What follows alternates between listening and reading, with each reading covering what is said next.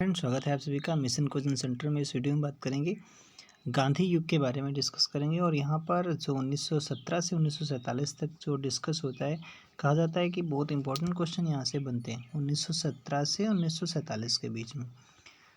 तो यहाँ पर गांधी जी के बारे में कई सारे आंदोलन यहाँ पर शुरुआत हुई है, ठीक है। और चंपारण आंदोलन हुआ, लखनऊ समझौता हुआ। इसमें यहाँ पर आपको ये चीज़ें आपको 1917 से 47 के बीच में, जैसे काकोरी ट्रेन वाला एक्शन हुआ, सविनय अवज्ञा आंदोलन हुआ, या फिर असहयोग आंदोलन हुआ, ये सब चीज़ें यहाँ पर डिस्कस करेंगे। तो इम्पोर्टेंट क्वेश्चन ही केवल यहाँ पर क्वेश्चन डिस्कस करेंगे।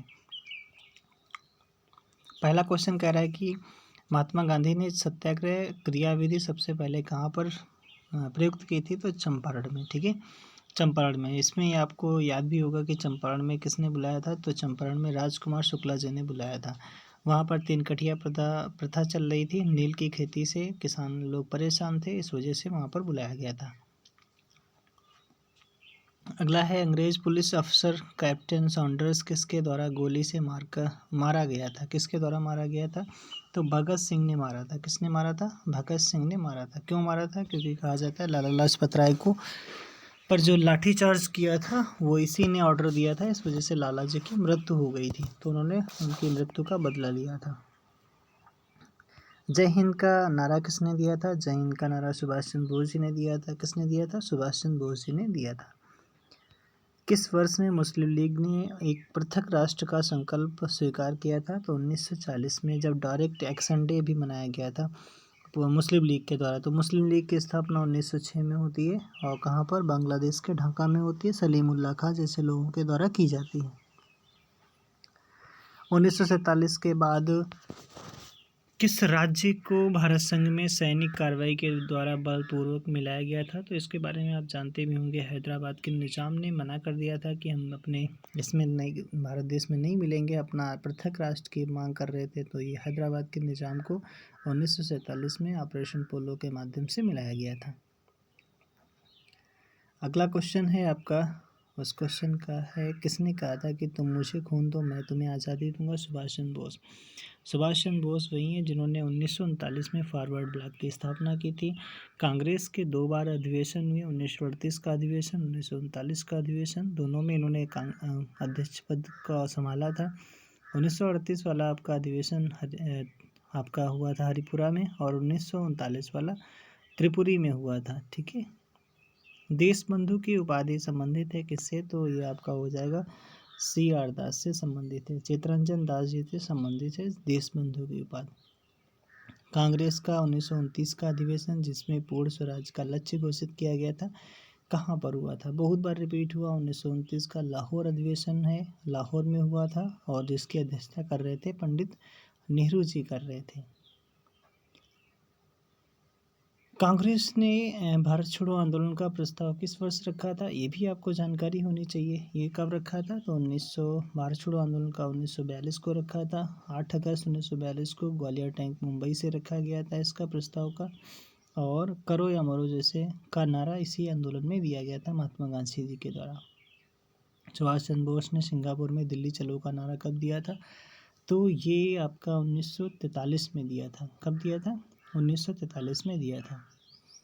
उसके बाद में अगला क्वेश्चन है आपका 11 नंबर का। देखो इसमें क्या कह रहा है, इसमें कुछ आपको मैचिंग कराना है। जैसे क्या है कि अब्दुल गफ्फार खां दिए गए, फिर सुभाष चंद्र बोस दिए गए हैं, फिर आपका ये हैं क्या नाम है, मोहनदास करमचंद गांधी, रविंद्रनाथ टैगोर, महात्मा गांधी, सीमांत गांधी। अच्छा, इनके मतलब उपाधियाँ दी गई हैं। जैसे मोहनदास करमचंद गांधी को महात्मा गांधी, तो ये सी का वन किस में है? तो सी का वन एक में, इसी में है केवल। फिर उसके बाद में रविन्द्रनाथ टैगोर जी को देखो यहाँ पर 4 नंबर पे है, और इनको गुरुदेव कहते हैं, तो 4 का 4 में ही होगा, तो ये भी ठीक है। तो यही वाला आपका ऑप्शन सही हो जाएगा, ठीक है। और आपका खान अब्दुल गफ्फार खां को सीमांत गांधी कहते हैं। और आपका बचा क्या? आपका ठीक है, सीमांत गांधी। नेताजी तो सुभाष चंद्र बोस को ही कहते हैं। असहयोग आंदोलन को क्यों निलंबित किया गया था? असहयोग आंदोलन की जो शुरुआत होती है 1920 में होती है। कहा जाता है कि केसर हिंद उपाधि जब असहयोग आंदोलन को मतलब शुरुआत किया था गांधी जी ने, तो केसर ए हिंद की उपाधि अंग्रेज़ों को लौटा दी थी। और इसका जो प्रतीक रखा गया था चरखा और खादी रखा गया था।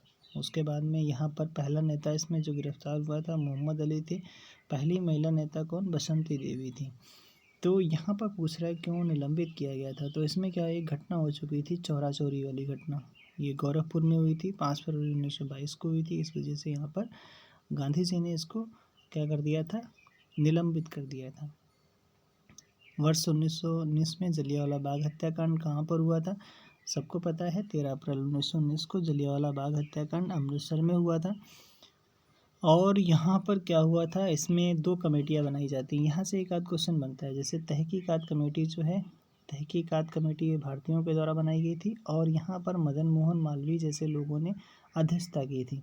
उसके बाद में अगर पूछा जाए हंटर कमेटी जो थी, हंटर कमेटी में कितने मेंबर थे? तो 8 मेंबर थे, जिसमें 5 अंग्रेज़ थे, 3 भारतीय थे। और यहाँ पर उसमें हंटर कमेटी जो बनाई गई थी वो अंग्रेज़ों के द्वारा बनाई गई थी। विलियम हंटर जिसमें अध्यक्ष था। नमक सत्याग्रह किस ईस्वी में शुरू हुआ था? 1930 में शुरू हुआ था। नमक सत्याग्रह वही है जिसे सविनय अवज्ञा आंदोलन के नाम से भी जाना जाता है, 1930 वाला। तो ये आपका 1930 हो जाएगा इसका आंसर। भगत सिंह किस कृत्य के कारण भगत सिंह, सुखदेव और राजगुरु को 23 मार्च 1931 को फांसी दी गई थी? तो 1928 में एक लाहौर में सैंडर्स के हत्याकांड के लिए इन्हें दी गई थी, 1928 में। अगला क्वेश्चन है कि निम्नलिखित में से किस अधिनियम के तहत बिना मुकदमा और दोष सिद्धि के ही विधि न्यायालय ने किसी भी व्यक्ति को कैद करने का प्राधिकार सरकार को दे दिया था? तो इसके बारे में जस्ट आप सुना भी होगा कि आपने कि इसमें लोगों को बिना उसके गिरफ्तार कर लिया जाता था। तो 1919 का रॉयल्टी एक्ट था, इस वजह से बिना अपील, बिना वकील, बिना दलील वाला कानून भी कहते हैं इसे। गांधी इरविन समझौता 5 मार्च 1931 किससे संबंधित है? तो ये जो गांधी इरविन समझौता हुआ था किससे संबंधित है? तो उस टाइम पर देखो ना, 1930 में सविनय अवज्ञा आंदोलन नहीं चल रहा था, तब उसी से संबंधित है गांधी इरविन समझौता। तब इसी समझौते के माध्यम से ही फिर जब समझौता हो गया था तो गांधी जी को बुलाया गया था। कहाँ पर? ब्रिटेन गए थे, लंदन गए थे।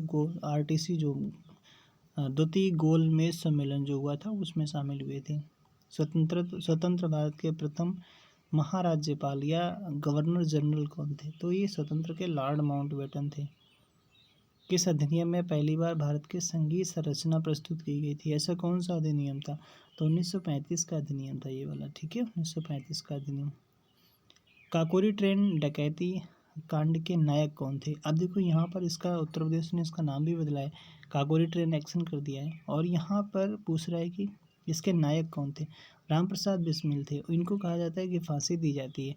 जेल का नाम पूछा गया, किस जेल में? तो गोरखपुर जेल में दी जाती है। तो आज के लिए इतना ही, और नेक्स्ट पार्ट में मिलते हैं। कैसा लगा वीडियो कमेंट करें ज़रूर। और एक क्वेश्चन यहाँ पे बताना कि काकोरी ट्रेन एक्शन के तहत कितने लोगों को फांसी दी गई थी और काकोरी ट्रेन एक्शन कब हुआ था, कहाँ पर हुआ था। आज के लिए इतना ही। Thank you, thanks for watching. Like share subscribe ज़रूर करें, ऐसे ही वीडियो आपको मिलते रहेंगे।